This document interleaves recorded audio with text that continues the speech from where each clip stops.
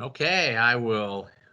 Good evening and welcome everyone to the March 1st edition of our JA Company Program Speaker Series. I can't believe it is actually March. Stuart and I were talking earlier about when we started these. We would get these ready for in the dark, and I would have to make sure that I had enough lamps around me in my house because it was November. And here we are on at least the first day of meteorological spring. Um, I would like to welcome not just our speaker for tonight, but a near and dear friend, and probably, if not the first volunteer I met when I started here with Junior Achievement in Philadelphia in 2007. It definitely feels that way. And probably, if I had to make a list of the longest standing partners Junior Achievement has had, Lockheed Martin and led by Kathleen Hohenadel has just been amazing for some of the things that we've been able to do as an organization, and was one of the pioneers in terms of setting the infrastructure of the company program that all of you are participating in now. So before I introduce Kathleen and we get to hear some of her great journey with JA, just a couple of reminders. Number one, we are recording this evening, so please, when this is over, share it with the other students in your teams, and share it with anybody else that you think may be interested. Number two, if you have questions at the end, we'll spend about 20 minutes in conversation. And then, as we always do, please raise your hand and then turn on your both mic and video and ask Kathleen any questions that you may have. So with that, we'll get started. And Kathleen, welcome, and thank you so much for joining us tonight. And this is the easy question, right? Just tell us a little bit about yourself, kind of your career, and what you currently do with Lockheed Martin. Great. Well, thanks, Paul. So excited to be here. And yes, I share the same feelings. It's been awesome working with you over the last 15 plus years, although we're still very young. So it went very fast. So hi, everybody. Thanks so much for having me. My name's Kathleen Hohenadel. I work at Lockheed Martin. Let's see. I have a math degree with Immaculata University and my master's through Penn State. And I have been a very proud employee of Lockheed Martin for the last 25 years. Focusing across multiple disciplines and working with many customers with their missions, traveling the world, really exciting career there, doing all kinds of things. And I'm excited to say that 15 plus years of that 25 I've spent with Junior Achievement. So really excited to be here with you guys today. So Kathleen, tell us a little bit about, you started with a math degree. I'm assuming when you got that degree, what type of things were you looking for in terms of a job when you graduated from college? It's a great question. So yeah, I love math and always did, and always still do. And yeah, when I was in college, I had that same like, what do I want to be when I grow up? And I still kind of say that every day. And you know what? That's okay, because with math, it's all about problem solving. And I always like to tell folks when I talk to potential folks about being an engineer is that math is power, and it really does help you with problem solving. And every job position I've had at Lockheed Martin in the 25 years has all been math. It's all problem solving, whether it was coding something to doing installations to my latest position within cybersecurity. It's all been problem solving. So I've been very lucky to get shoulder taps sometimes within positions I've had at Lockheed because they know that I'm a problem solver. So I've been asked to go to what we call red programs that aren't doing so well and bring them back up to green and solve those problems. So that's a big passion of mine. So that's interesting. So, kind of this idea of problem solving, right? And how something like that can be a transferable skill regardless of what company you work for, what industry you are in. Tell us a little bit about, just from a high level, when you see that problem, what's the thought process that goes through your head when you start to outline how you want to tackle that? Sure. So number one, and Paul, you know this, is positivity. So I'm all about happy Monday and making lemonade out of lemons. So life and work will always give you a lemon here and there, and it's how you approach it. So the first thing I always say is, take a namaste breath, however you need to calm down, and just, how can we handle the situation? And then I'm all about data, so probably related to the math part, but data. So find out what's going on without emotion to figure out what the challenge is and how you can break it into parts, just like you do in your math problems. and figure out what you can do. And the other thing I like to do a lot in my day-to-day operations is say the Serenity Prayer. So regardless of what religion you are, the Serenity Prayer is one that where you say, you know, giving you the courage to change the things you can and the wisdom and knowledge to know the difference. So when you know that there's some part that you can't change, to not beat yourself up about that, to really focus on the parts that you can change, make a difference there, and just stay positive throughout the whole thing. So tell us a little bit about, I would imagine over the last year that's changed a lot, right? Because when you're trying to work on these type of projects, solving these type of problems, you know, a lot of that is immersing yourself in the organization, you know, getting to know the people, understanding what the challenges are. How has that changed in a virtual environment? So it's interesting. My career working part-time at some points in Lockheed, as well as just different positions that I've had. I already had a lot of my team was virtual. They were in Colorado, they were in Maryland, they were all over. And I was already really embracing a telecommuting or for my team, telecommuting and for being virtual. So some of that we already kind of had, you know, experience with. And so with COVID, just really taking it and expanding it, and then really being able to take some of those best practices and sharing those with folks that really were always used to just physically going into work every day and seeing the people they needed to work with every day in person, and didn't know how to deal with virtual water cooler chat and things like that. And so, you know, you have to come up with new ways of doing it. So Zoom and Teams and all these different, you know, capabilities to share from a virtual perspective. Putting meetings on your calendar that are the one-on-ones or your virtual, what's that called, you know, water cooler chat, where there's hallway conversations that are critical to operations that don't happen when you're virtual. And so how do we make sure that that's really happening? So making sure that when you are having virtual meetings, you're really giving everybody a chance to talk and share their feedback and, you know, their thoughts on what the challenges might be or what they need to work on. And then I think a big thing, which is another passion of mine, is people, is COVID's been challenging. And so everybody has a different schedule that they have to deal with whether it's kids or older family members or pets. And so, you know, making sure that you are listening to them related to, you know, what time to set up meetings and, you know, giving them more flexibility as they needed to come into work and you know, on their terms. And so much of that, I think, Kathleen, and this is, you know, something I've also seen with you and Lockheed Martin, is that culture that you have within your organization. Talk a little bit about why that is important and how you think that supports your personal and your company success.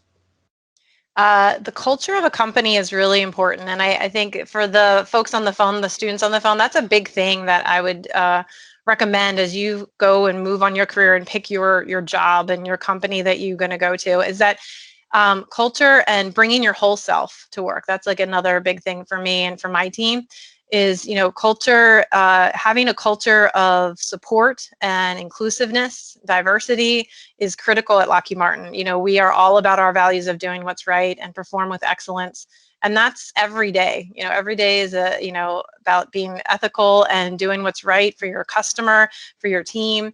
And from, you know, that perspective, just really embodies how we are successful. Is, you know, when you look at culture and how you have to evolve it sometimes, you know, how do we need to fix? And so for COVID, you know, that's what we looked at. Like, okay, what do we need to change with our culture to make sure that we're able to be successful for our mission? And then even now, as we are hitting that lemonade for COVID, right? People are hopefully coming back soon. Is, you know, there's folks that have been successful and want to stay within a telecommuting world. How do we make sure we keep some of that flexibility within the new world as we move towards that? So within, you know, your Lockheed Martin experience, have mentors played a role in your success?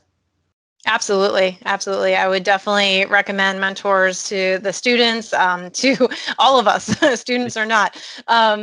Yeah, mentors have been key. So I've been very lucky within Lockheed Martin where I've been in leadership programs and things like that where they assign mentors to us. And I've had you know, several different mentors, whether they were within my reporting chain and outside my reporting chain, to get a different perspective. And then most recently, Lockheed Martin supported several of us to go to a new training class called Women Unlimited that I highly recommend, where they part of the program was getting external mentors. And so that was a great experience to have a non-Lockheed Martin mentor to give a totally different perspective on some advice. And mentors are great because they give you, they share lessons learned and scars that they've had that you don't have to experience yourself. So I've had great ones where, whether it was, for interviews or for all kinds of advice along my career path to, help me along my way. And I've tried to pay it forward and with my mentees, share the same, similar advice. And I think you bring up two great points there that when we've talked about mentors earlier, I'm not sure we've emphasized enough. And number one is that role of the external mentor, right? Who can bring on that fresh perspective and quite frankly, doesn't have skin in the game. And sometimes from an advisement role, that can be important.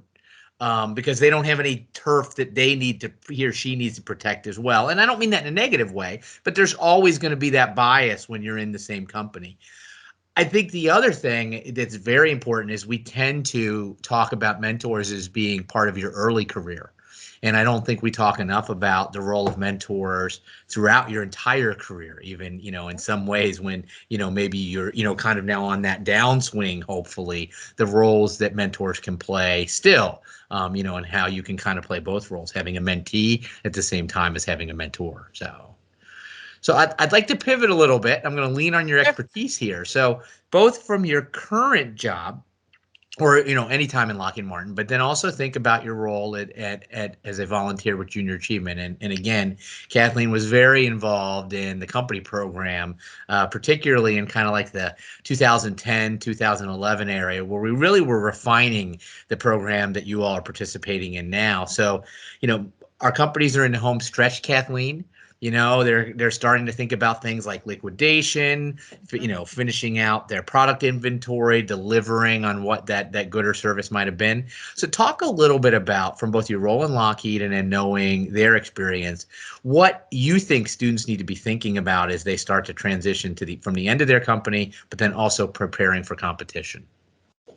So one key thing that I've learned actually through the recent training class I mentioned is reflection. So we do not spend enough time on reflection. I think a lot of us are focused on getting the task done, whether it's a school assignment or a work assignment or a life assignment sometimes. And we don't take that time to really just pause and breathe and think about what went well and what didn't go well. What could I have done differently? So as a student, as you guys are finishing this up, definitely kind of think back to that because that will help you with the competition because you're going to get questions on, what did you learn and what was your biggest challenge and things like that. So taking the time right now to kind of really think back over the multiple weeks on, maybe when we were selecting what we were going to do, what product or service, we could have done this, we could have gotten more data or something, right? Reflecting on how you operated from an execution perspective, but also from a personal side. Was there something you could have done differently, better, from a reflection perspective on that execution? And that'll definitely help you as you get ready for that fun and exciting competition. So as you kind of think of this as like a project management, right? And as each of the team starts to end their program, if you come to a challenge halfway through, right, your immediate response is, "Oh, we've got plenty of time to figure this out." But now, in a sense, the program's ending. Any insight as to how you troubleshoot problems when all of a sudden you have a very short runway to figure it out? Absolutely. So again, back to what I said earlier, get some data as quickly as you can, but time is hard sometimes. You have to make an immediate decision. And so another really key thing that we're learning is, you don't want to be the perfectionist. You want to, perform with excellence, but you don't need to have that perfect solution. Maybe it's the 80% solution.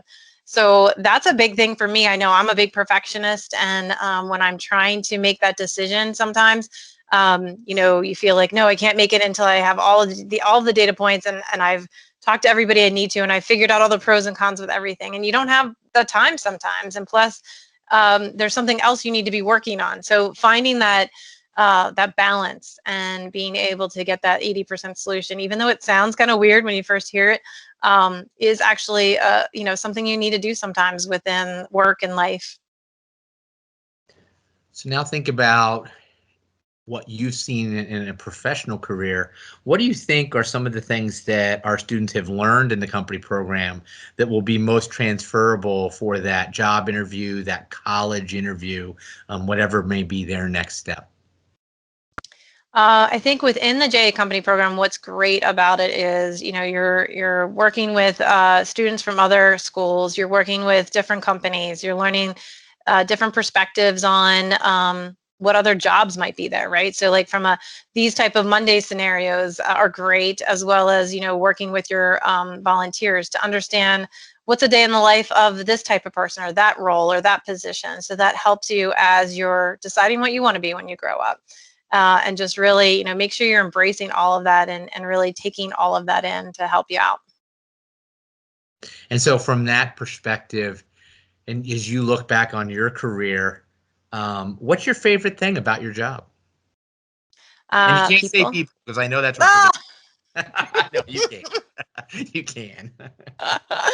I have loved all the opportunities that I've had. I've had some amazing managers. One of my first managers was, I was trying to figure out what I wanted to be, and I was working at Lockheed Martin. It was awesome company, and I was like, but I want to work for a nonprofit. How do I figure that out? And, I love helping other people. I'm a huge, passionate volunteer across all kinds of things, including JA.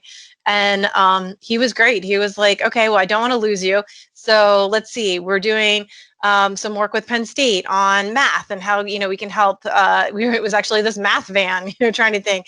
And then it was, my boss at the time was asked to help with JA 15 plus years ago. And I was like, yes, I absolutely want to, join into that. So I love being able to be an engineer when I first started out, now, program director, and doing awesome things for our mission of our customers and, everything we need to do to help our military and help our world. And then at the same time, do all kinds of amazing things for people, students, for all kinds of nonprofits that I've been able to support via Lockheed Martin, like Junior Achievement, helping thousands of kids. I love teaching first graders with JA, and of course the JA company program too. But I love my first graders and teaching them needs and wants and things like that, and always learning some new thing from those first graders. But yeah, I love being able to balance, that career perspective and, using my degree and all that fun stuff with engineering, but then also being able to really go out and help the world. And Kathleen, you may not have line of sight into this, but I do remember that Lockheed Martin does provide or offer summer internship opportunities for college Yep. students. Have you ever worked with any of the interns? Absolutely. Yep. I had one Oh, go last ahead. summer. I'm sorry. Okay. I was just going to say, so from an internship perspective, and I know some of our students, even on this call today, have started or are about to start internships. What's the one kind of bit of advice you could give in terms of their success in that role of being an intern, whatever the company may be? Right. Two things. Well, at least I would probably say in all companies, but especially Lockheed Martin, you need to act early. So we decide for next summer, the end of this summer. So like at the end of this summer, we've already decided who the interns are for next summer because of what we do and what we work on and things like that. So definitely don't wait. Get your resume in there. And then the second thing is on that resume, you got to make it different. You got to have something in there, whether it's how you formatted it. Don't use the same, mine's totally different. I have all kinds of things on the side and, you want to make it exciting, but then also think of the things that you do like JA that are, you definitely want to focus on the technical. Don't get me wrong. You definitely need that good GPA and all that fun stuff. But, what else did you do when you were in college or in high school? When I interviewed for Lockheed Martin, I in college was in children's theater.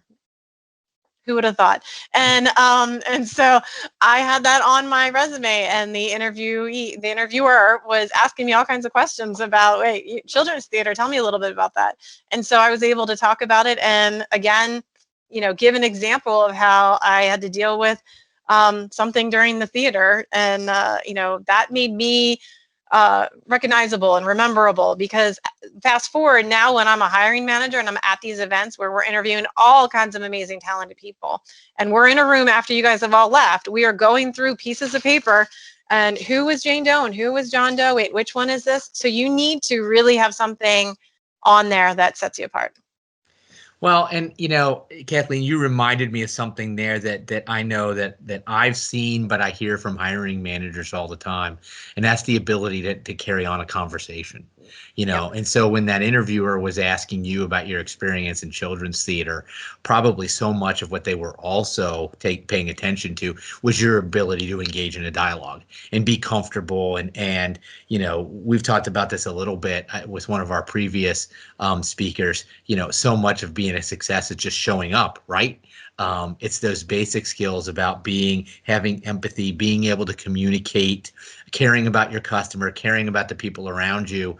Those are what make you stand out in those situations. They assume that if you don't have certain technical skills, Lockheed Martin will train you with those technical skills. But it's those other pieces, they used to call them soft skills. Now we call them a lot core skills, oftentimes, or what is the difference between you getting that job and not.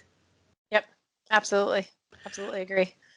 So I'm going to open it up, see if we have any questions for this evening. We got about 8 minutes left. So again, go ahead and raise your hand in the chat and I'll call on you accordingly if you have questions. I, of course, always have questions for Kathleen. So and I'll throw the JA bowling ball. Oh, yeah. Answers That's the question. True.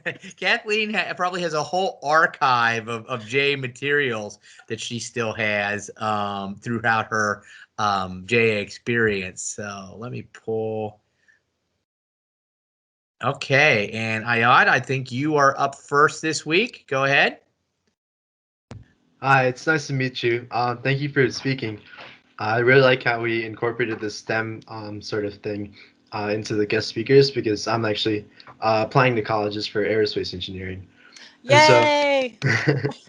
So yeah, obviously Lockheed is one of the main companies I would like to work for. So I was just wondering, you said you went to Penn State. How did that sort of affect your job outlook? Because I was just an hour ago, I got into Shires, so I'm actually considering Penn State now. Great. So my undergrad was actually at a very small women's college called Immaculata University. It's right down the road in Malvern. And then Lockheed Martin, another thing to look at when you're looking at companies, paid for my master's. So I did my master's actually at Penn State in Great Valley. So it was great to have that opportunity with Penn State. The math van I was talking about was also through Penn State. Penn State's a big school that Lockheed Martin does get actually quite a few engineers from. But just because it has such a diversity of curriculum and all the different campuses, it really helps wherever you live. You can go to different schools and stuff. But yeah, I think Penn State or whatever school you pick from, make sure you have a passion for it, right? Absolutely pick the right one for your career and, that type of thing that's recognizable and things like that. But also one that you have a passion for. So like I said, my undergrad was a tiny, getting much bigger now, but it was small at the time, women's college. And, because of that, I was able to showcase what I learned from being a math major and being in a small school. I had different experiences. Larger schools are awesome too, but it's really like what you're passionate about. What school are you going to do the best at and perform the best at? It's the same thing with work. Like I always tell people, I need the team to be happy about their job, wake up in the morning, want to go to work. They'll be a much better performer. Hopefully that helps. Good luck in school selections. Thank you. Actually, just a follow-up question, I guess. Sure. So when you were going through the process, how did you realize what you kind of what college would fit you best and what you would thrive at? That's a great question. So I applied to a couple of schools, got into a couple, and when I was making my decision process, to be honest, there was a couple different reasons. One was financial. So Immaculata was also one that was giving me a very nice scholarship. So that is, I think, a real decision point. I said that's important. It's absolutely important. And I think for Immaculata, I'm the youngest of four. And so I remember my brother, he went to a large school, awesome as well. He's doing awesome. But I remember him, and that's what he wanted. He wanted a large school But I remember him telling me about his teachers not knowing who he was and what his name was. They just knew him by like his student ID number. And he was okay with that. That's what he wanted because that's his personality. Me, as you can tell, as Paul always says, it's all about people. So I wanted my teachers to know who I was. And so, that was a big part for me for the small school. And then Immaculata is a liberal arts school. So when I was going in as a freshman, I really didn't know what I wanted to be when I grew up. And so it had a lot of different choices. I actually thought I was going to be physical therapy, occupational therapy. So I actually started biology as a biology major. And then liked the school so much, I was like, oh, let me, and I changed around. And then I was taking math because I had advanced math in high school. And the math department was just amazing. So that, life will help you vector to where you need to be. That's great. Thank you. Sure. And Kathleen, that is so true. It's all about fit. We've done some work, and I think some of the students may have heard me talk about this before. We've done some work nationally, junior achievement, with the Gallup organization, and they did a poll a couple of years ago, I think in conjunction with Purdue University, about what makes you successful in a college. And it wasn't where you went, it was what you did while you were there. It was, did you connect with your professors? Were you involved with on-campus activities? Were you, did you, as you mentioned, feel that sense of passion about where you went? And that was more of an indicator of future success, including future earning power, than the name of the school you went to. And so I think that's so important. I think the other thing that I'll throw in is someone who my daughter went to Penn State, is from a business perspective, the network of Penn State is unbelievable. I don't think I've ever been to a meeting or a conference or something where there's not someone in the room who goes, oh yeah, I went to Penn State. And those are the type of things that start conversations, as we talked about before. So that's not a plug for Penn State per se, but it is a plug about finding that place that works for you. So great point, Kathleen. Well, we got about one more question, if there's one out there. Otherwise, I have a wrap-up question I can ask Kathleen. Come on, drum roll. We need another question. Well, let me throw you one, and then we'll see if we Sure. get one more hand. So think back, you're, graduating senior, you're in your senior year. What is the one thing you kind of wish that you knew then that you clearly know now relative to your successful career? So I'll give you two. One's fun. So my first thing is, if I could do it over again, is make sure you take some time off. When I was a senior, I graduated from college. I got my job, while I was a senior. And then it was like, you graduated on like a Friday, and then I started Lockheed Martin on Monday. So don't do that. You take some time off and refresh from school. Not a lot, but a little bit. Your company will be fine. They will be fine if you say, hey, I want to start in June instead of May 1st. So that would be my first fun one. And then the second one is the power of networking. I think, Paul, you kind of talked about it with the Penn State example, but I remember when I first started, I did not like networking, which Paul's going to laugh at, be like, what? And so I was just, and I'd go to like a leadership event or something, and people are like, oh, you have to network, you have to talk to these people. I'm like, I don't want to talk to these people. And I hate it. I did not like it. And, fast forward now, people joke with me and call me, the person who knows everyone at Lockheed Martin, because I've, had different jobs and I've maintained relationships and friendships with the people that I've worked with on many, many, many assignments. And that has helped me immensely where, hey, I need an expert who knows about X or Y, and I know who to go to myself. Or when somebody asks me, I'm like, oh, go talk to, Paul Kappel. He knows, he'll have the answer for you. So networking is another, that would be my more professional response to that question. Well, Kathleen, that's a great segue as we wrap up. One of the reasons why we started this conversation was because normally the students would get a chance to network when we're in person at the competition. And without that, we wanted to at least give a small chance for our students to interact with some of our partners in the community. So hopefully, if you get someone reaching out to you on LinkedIn, you'll respond to that request as our students start to build their network. So I think I see Ayad's hand back up. So we're going to quickly jump to him for our last comment. Thanks for the question, and then we'll wrap up. Yeah, sorry. I just had one more quick question. Oh, So good. like, I know it must have been hard, like like leading your team and such, like at Lockheed Martin. So I was just wondering, like, can you provide like a time where you sort of had like a major obstacle and you kind of like what did you do to overcome it, I guess? Sure. Good question. So actually, let's see, probably about 5 years ago when I first started working in cybersecurity. So I was looking for a new position. I hadn't done anything, zero in cybersecurity. And this is an example that I use when I talk about math and problem solving. And so I had experience doing proposals and new business and winning new captures and new work, but I hadn't done anything in cybersecurity. And again, the network, somebody that I knew, I had talked to and said, hey, I was looking for a new position. And he was like, hey, come on over and help us out. So it was challenging where it was cybersecurity. I knew nothing about it, but from a problem solving and just how I roll is that I read up on everything. I talked to the experts.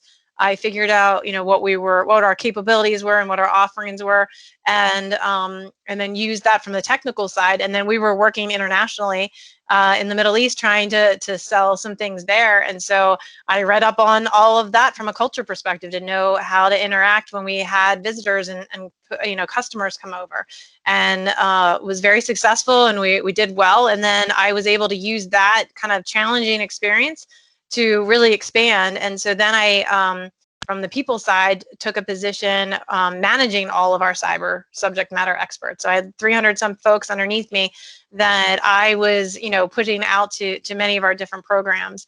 And then that led to some what we call line of business or like program management of cyber. And then now I'm a director from a cybersecurity perspective. So taking a challenging assignment from a couple years ago, something I never did before. So don't be scared. Don't feel like you have to be the expert in something. You have some foundational skill sets that you can start with, and then use that to grow. And always, ask questions, read up on things. You can pick things up, and then see where it might lead. Hopefully that answered your question. Yeah, that was great. Thank you. Sure. Again. No worries. No, what a great I can keep going forever.